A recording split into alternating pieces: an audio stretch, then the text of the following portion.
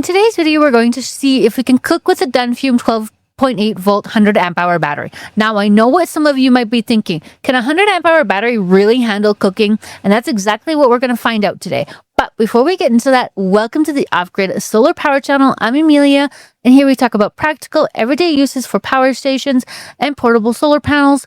My goal is to help you get the most value and use out of these amazing devices. And I always try to keep things real and also practical. No fluff, just real-world results that you can actually use.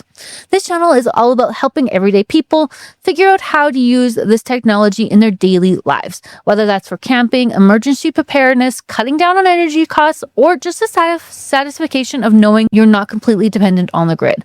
So whatever brought you here, I'm glad you're here with us. I started this channel because I felt like there wasn't enough content out there showing regular people how to actually use this stuff in a practical way.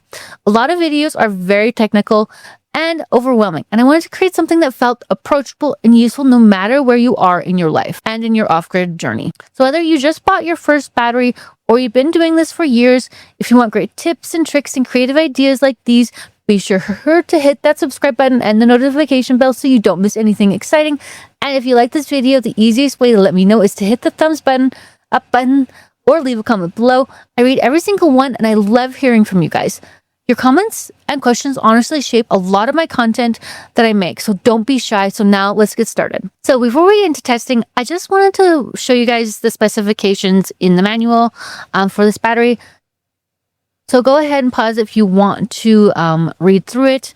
I won't be doing a deep dive testing video on this battery, but here's what you need to know. This battery runs at 12.8 volts and has a 100 amp hour BMS. Now, if you remember your basic math, volts times amps equals watts. So 12.8 volts times 100 amps gives us 1280. But here's where it's important to understand the difference between two numbers that look the same but mean very different things, okay? So 1280 watt hours is the total amount of energy stored in this battery. Think of it like a fuel tank. That's how much total power you have available to use before it needs to be recharged, okay? So then 1280 watts is the maximum power the battery can deliver at any one time. That's determined by the BMS, and that's the number you need to pay attention to when choosing what appliances to run with it. So if you try to pull more than 1280 watts at once, the BMS will shut it down to protect the battery. Now, I personally wouldn't even push it to that 1280 watt limit. Personally, I'd recommend staying at or below 1000 watts to give your equipment some breathing room. Just because you can push it to the max doesn't mean you should. Think of it like driving a car. Just because it can hit 180 miles an hour doesn't mean you should drive it 180 miles an hour. The reason I'm using the Hytric cooker for this testing specifically is because it only runs between 600 to 700 watts, which keeps us well below that 1000 watt limit. I recommend most other flat hot plates, like my other one, are rated at 1500 watts, which would actually exceed the 1280 watt max BMS on this battery entirely. So the Hytric cooker is really the perfect fit for a setup like this. I'll have it linked in the description below if you want to grab one for yourself. And one more thing I want to say about the specs before we move on.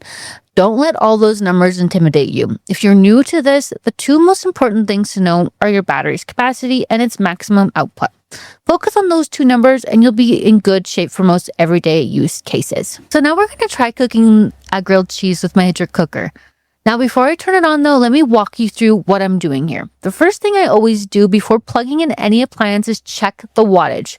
You never want to just guess. Knowing your watt numbers is what keeps everything running safely and efficiently. This cooker only runs between 600 to 700 watts, so we know it's well within range for today's test.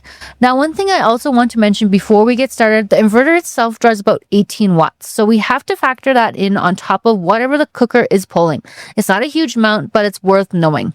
And it's a good habit to always account for your inverter draw no matter what you're running. One other thing I want to point out about the Hytric cooker, it does cycle on and off rather than staying on consistently the whole time.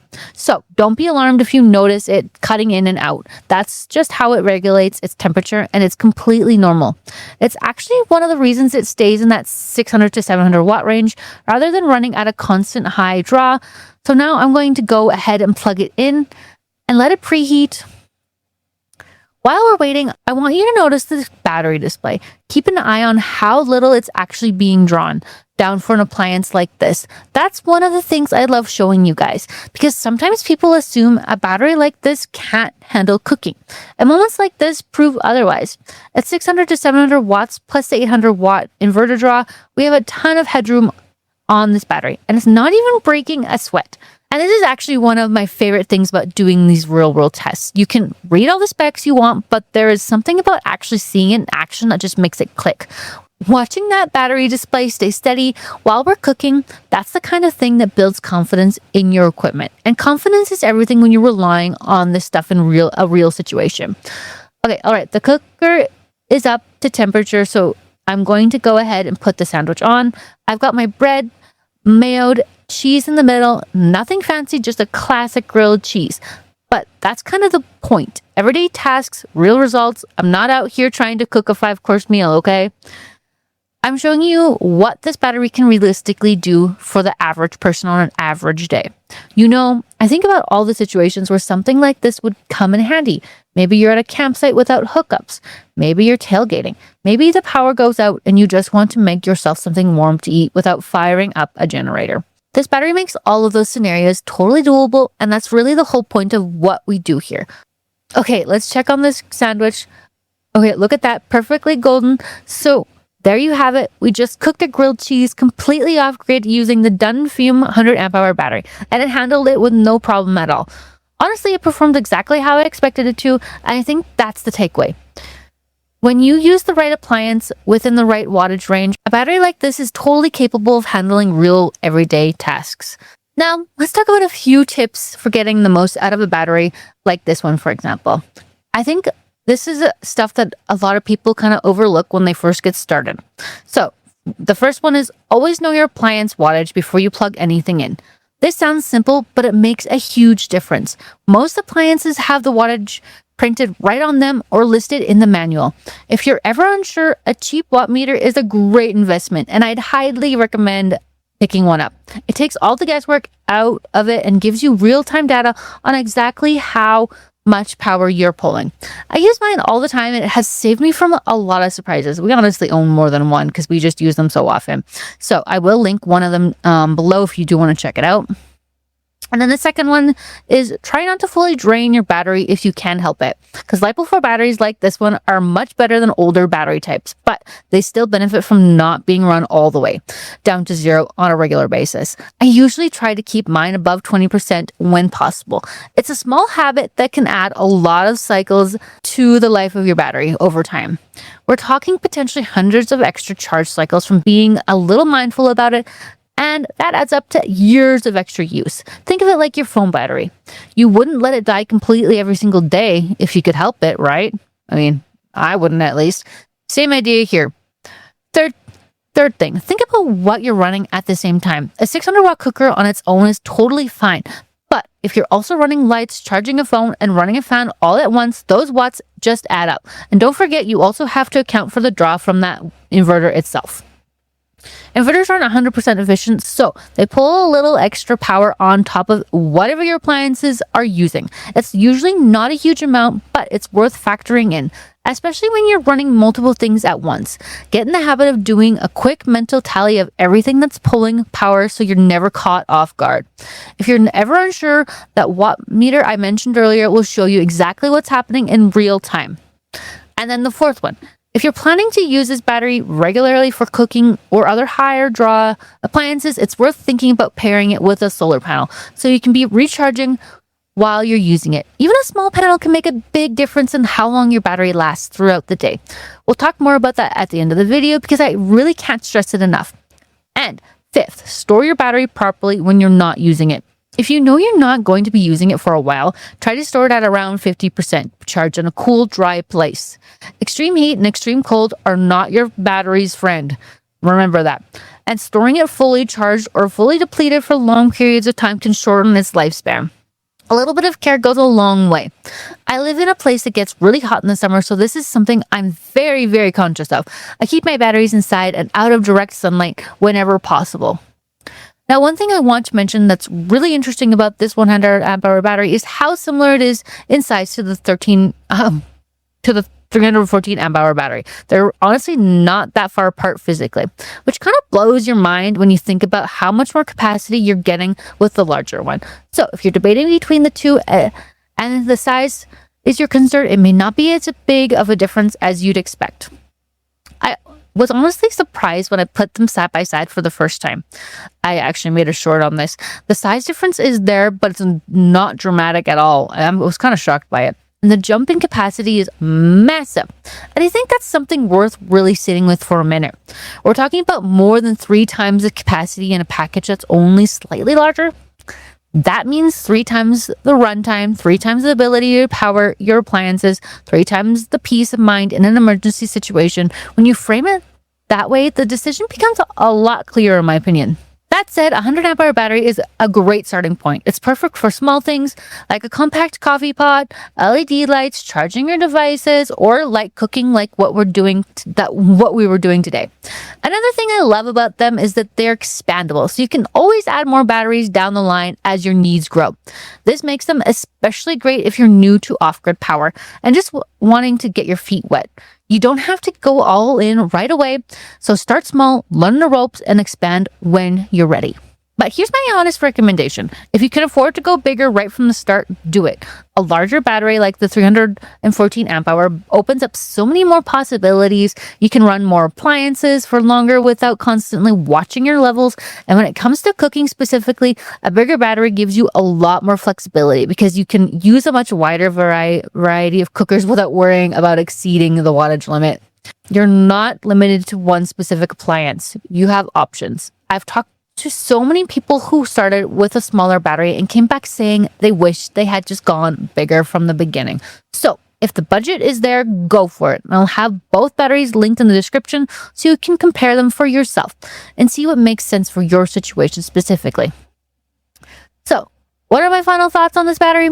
Overall, I think it's a solid option, especially if you're just getting started with off-grid power or you need something portable and reliable for lighter use. It's well built, the BMS protection gives you peace of mind, and as long as you're using it within reasonable limits, be careful with that, be conscious of that, which we talked about earlier, it's going to serve you well.